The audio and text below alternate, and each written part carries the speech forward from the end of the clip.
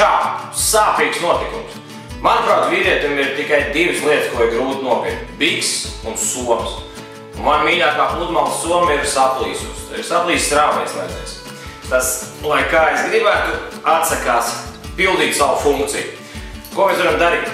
Mēs šeit pašā sākumā varam ar plaķinēm vai ar stipriem pirkstiem izraut pāris zobiņus, tā saucamos.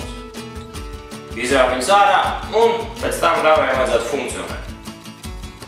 Nu, lūk, esmu izrāvis pāris zobiņus un rāvējslēdzējs strādā kā jauns. Un vēl viena lieta, ja gadījumā rāvējslēdzējs braukā šurpu turpu, taču netaisās ciet, ar plaķinēm vajag šo te vietu saspiest ciešāk. Un ticiet man, viss strādās lieliski. Dari gudri, dari ar plaķinēm.